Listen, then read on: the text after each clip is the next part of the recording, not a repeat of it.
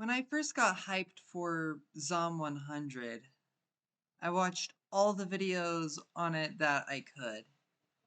But out of all of them, I only found one video that ever mentioned a specific arc, the Essay of the Dead arc. They said they didn't really like it. They said it was really only there to facilitate the development of a side character. This surprised me because not only was it my favorite arc, but because to me, the arc felt very important, not only for the overall story, but reinforcing the themes of the manga. For those who haven't read the Zom 100 manga, here's a quick summary. The manga, as a whole, is about Akira, a black company worker who, after 3 years, celebrates the start of the zombie apocalypse because he doesn't have to go to work anymore. He makes a bucket list, reconnects with an old friend, makes some new ones. It's honestly quite a funny, optimistic, and enjoyable manga. But I'll save my overall review for when the anime comes out this summer. That way it'll get better traction. As for the Essay of the Dead arc, Akira and co. are heading to Gunma to see Akira's parents and check if they're alright despite the apocalypse. They're optimistic because Akira's parents live in a low population village and the most isolated area of the Kanto region. Yep, the Kanto region is real, Pokemon didn't make it up, it's a real part of Japan. Anyway, on the way, they run into a spike trap, rendering long distance travel impossible for the foreseeable future. And since Akira's friend Kensho was on the group's motorcycle instead of in the camper van, he became heavily injured. Then, who do they see standing on the barricade in front of them but Akira's ex-group leader, Kosugi? Given Kensho's injuries and the horde of infected closing in, the group is given no choice but to accept the offer given by Kosugi. Akira will work for the base set up by him for 2 days while they tend to Kensho's injuries and fix up all the group's vehicles. It is quickly discovered that the base, under the instruction of Kosugi, is using zombies for manual labor. An obviously bad idea that anyone who's seen any sort of zombie media knows will end badly by the end of the arc. Over the course of the 2 days working for Kosugi, Akira's spirit is broken back down and he falls back into his old work habits of blind obedience and believing that staying in the abusive work relationship he's in is better than leaving. During this, the other supporting character in the group, Shizuka, is reflecting on her past and realizes that Akira's optimistic view of the world and ideals of doing what you want might not be so bad actually. After the 2 days of work are done, and the group is all good to go, Akira, clearly being manipulated, decides to stay. Shizuka, not wanting this resurgence of old Akira to continue, helps him snap out of his funk. But, uh-oh, it turns out that keeping zombies captive for manual labor was a bad idea, actually. Who could have seen this coming? Anyway, the zombies run amok through the survivor base, and Akira actually saves a majority of the survivors.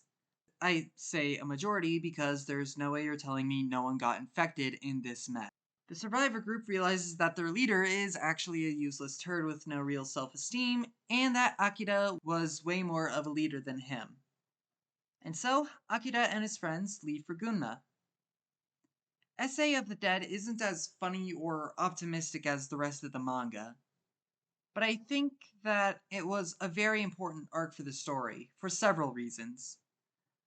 Leaving an abusive relationship, work or otherwise, requires a few things depending on the instance. Akira was really kind of forced out of it by circumstance. He may have given his resignation to his zombified boss while tackling him, but that doesn't really mean much given the circumstance.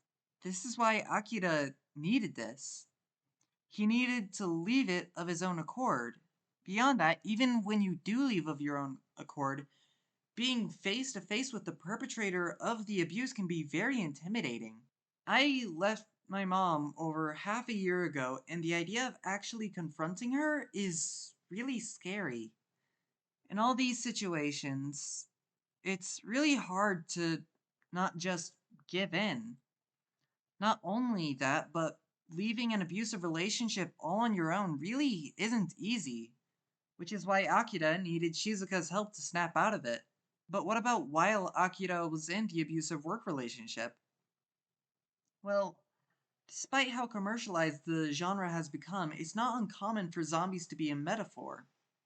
And while in Zom 100 it's more so a comparison, it's still very clear.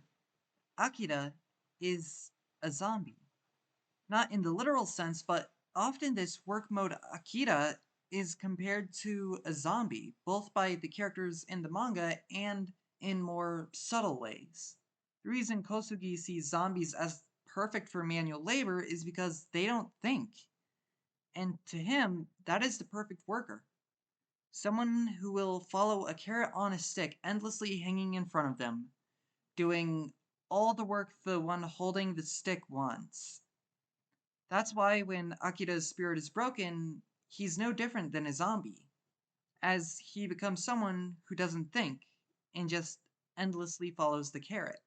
When it comes to Akira, this arc is used to give him a chance to escape the abusive work relationship by his own will, while simultaneously enforcing the themes of the manga. But what about Shizuka?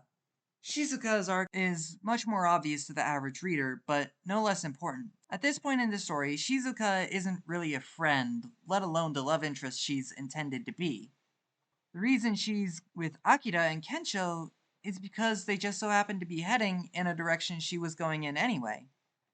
And as she would have seen in these scenarios, as she literally studied this when the apocalypse started, a small group is better than going solo. Beyond that, she has a reason to not be with them.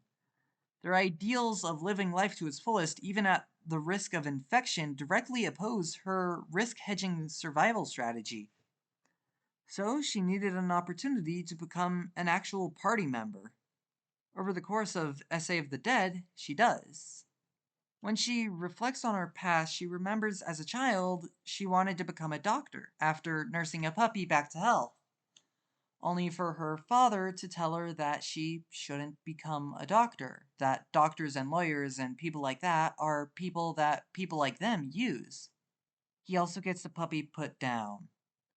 What the actual fuck? From there, we see a fast forward of Shizuka's life from that point on, when she wasn't allowed to play with friends because it was a waste of time that could be used for studying, when her father rejected her boyfriend because the goal of romance is to produce reputable offspring. Oh my lack of a god, this guy has no redeeming qualities at all, does he? Over and over, what she wants is pushed to the side in favor of what she should do. In the end, she, like Akira, takes the easy path and gives in. Until, during the Essay of the Dead arc, she sees Akira completely unlike Akira. Up to this point, from her perspective, there is basically no benefit to Akira being with her. He risks his life for beer, he decides to selflessly save people from zombies because he wants to be a superhero. Any logical, survival-oriented person would want to stay as far away from him as possible. But that's when Akira says the word should, and that pisses her off. Because she doesn't want to do what she should do anymore. She wants to do what she wants to do. This enforces the other half of Zom 100's themes. Quite simply, live how you want to. There is a stark difference between living and surviving. So if the opposite of surviving is dying, what's the opposite of living? Dead. Quite simply, if you aren't living your life, you might as well be already dead. Overall, the Essay of the Dead arc is an important arc for both Akira and Shizuka. It gives Akira free will over his own life, something zombie stories frequently take away from the characters as the zombies come to them, and teaches Shizuka the lesson both Akira and Kensho already knew, catching her up with them. That's why I think Essay of the Dead is not only my favorite arc, but the most important arc in Zom 100. Thank you for watching. Please like, comment, and subscribe so that my videos can reach more people. And if you have some extra money, I would greatly appreciate donating to my Patreon so I can focus more on living by making these videos and less on surviving, likely through a lot of goodwill and eventually a dead-end job. Remember, once the Zom 100 anime comes out, I plan to make a video covering Zom 100 as a whole, so subscribe and hit the bell so you don't miss it when it comes out. Anyway, I hope you enjoyed the first video on TransUD manga reviews. I hope to read with you again. Lights are red and they're sweat.